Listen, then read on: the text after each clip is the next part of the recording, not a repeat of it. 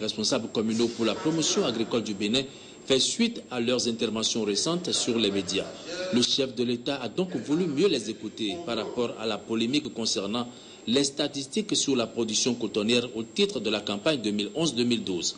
Le Bénin, selon l'AIC, l'association interprofessionnelle de coton, aurait produit au titre de la campagne 2011-2012 environ 174 000 tonnes de coton graine.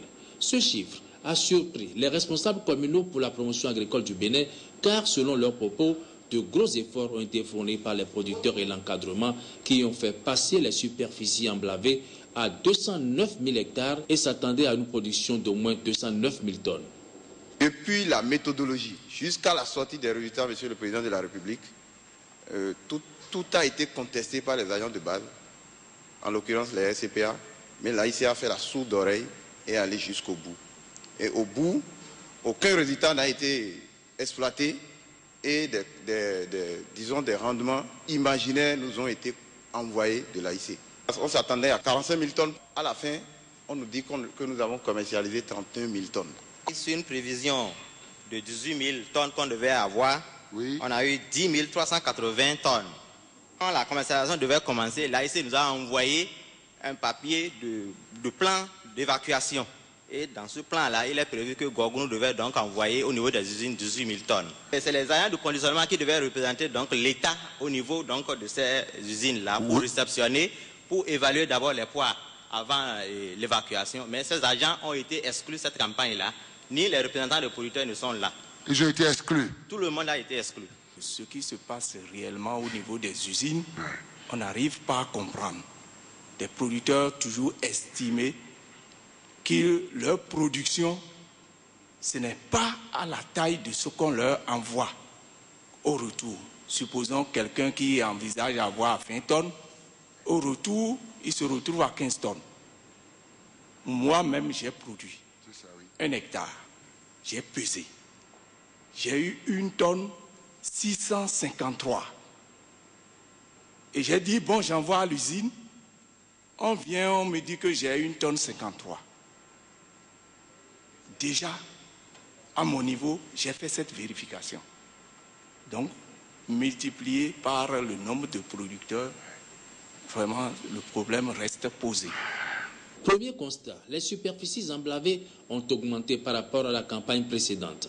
Le phénomène de baisse de rendement a été surtout constaté dans le Septentrion, une zone de forte production de coton où les évacuations se font directement vers l'usine, contrairement aux communes du Sud où le coton est pesé sur place. Plusieurs raisons expliquent donc la non-concordance des statistiques publiées par l'AIC et le ministère de l'Agriculture.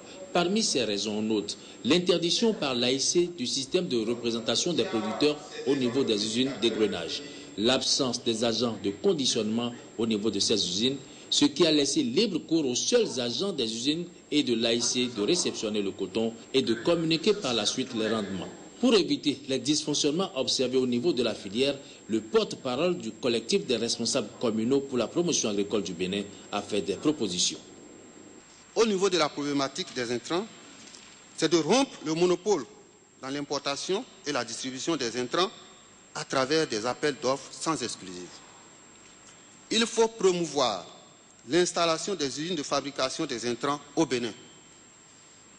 Il faut diversifier les insecticides coton afin de permettre aux producteurs d'opérer leurs choix. Lutter contre la tricherie dans le secteur des intrants et mettre en place en qualité et en quantité et à temps les intrants agricoles. Mettre en place des semences de coton ayant des taux moyens de germination d'au moins 70% comme recommandé par la recherche.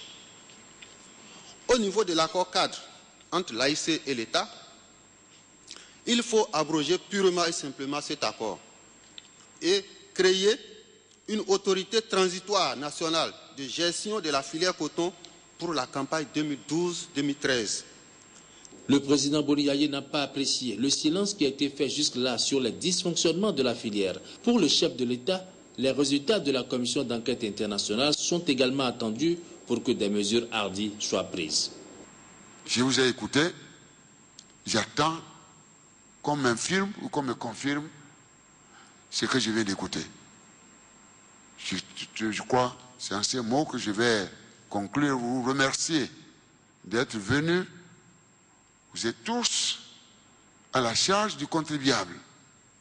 Et je dis, chacun doit pouvoir s'accrocher au principe d'obligation de résultat et d'obligation de reddition des comptes.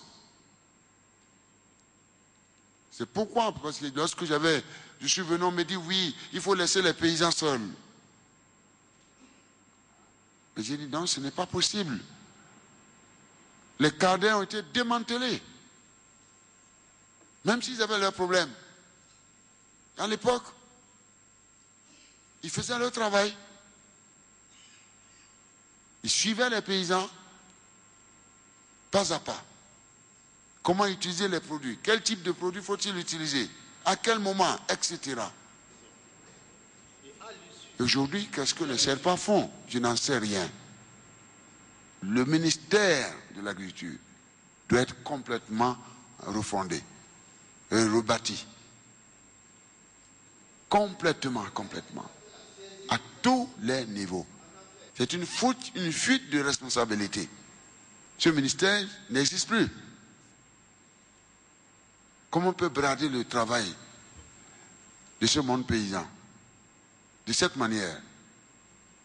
Vous avez laissé faire. Bien, nous attendons les résultats. La commission d'enquête est déjà arrivée à Cotonou et se prépare à aller sur le terrain.